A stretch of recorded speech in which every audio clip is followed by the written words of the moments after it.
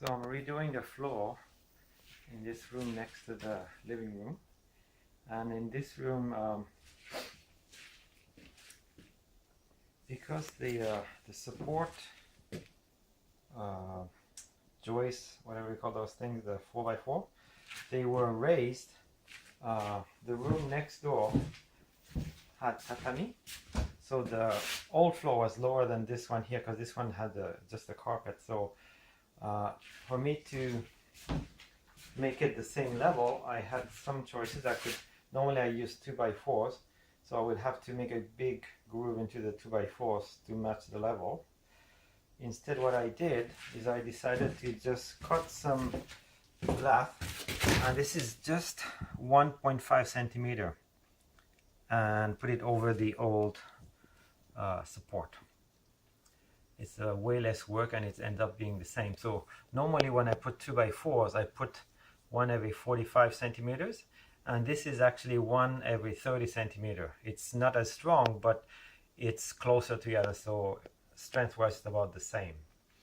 And as you can see here, so now the two sides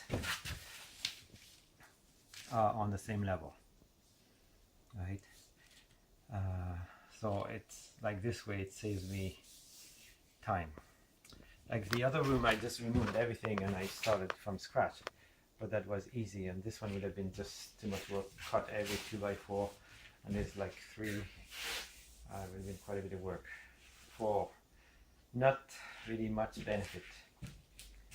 And of course, even though it was a good floor, it was like already plywood. It was the only place in the house that had plywood, but because of the level, I had to change it. And also, like, I couldn't put just one layer of plywood because again it's a different thickness, and also I have to put insulation, otherwise it's I'm wasting my time, right? And also, before I close this wall, very important is I have to close those gaps there, because there's a space that goes directly under the floor, under the house, so I have to close that with some insulation.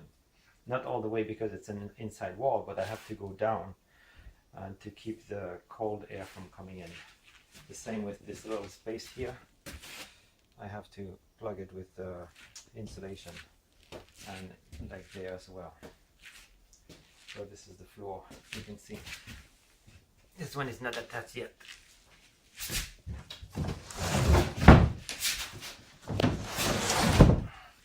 See, I just put the lath on top and the insulation in between. And the same thing, I put a piece at the end to stop the air from coming under the floor.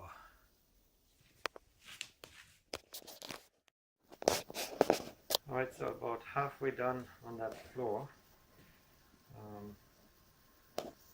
So I mentioned in a previous video that in this case I didn't remove the old flooring, and main reason is I thought it would save me some time. Doesn't look like it saved me that much time. I found that the end pieces, there was no support, and so I had to add that, and of course I had to cut this piece here, the 1.5 centimeter. So when I add up all that time, and also because it's only normally they're every 45 when I make the floors, so every 45 centimeters, this one is only every 30, so cutting the insulation also, that means more cutting.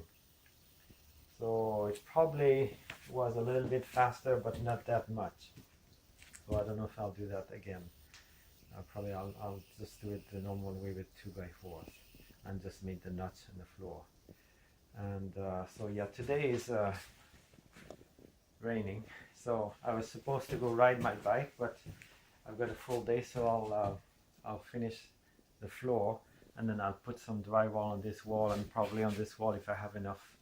I think I have enough pieces, and then I'll reinstall the door.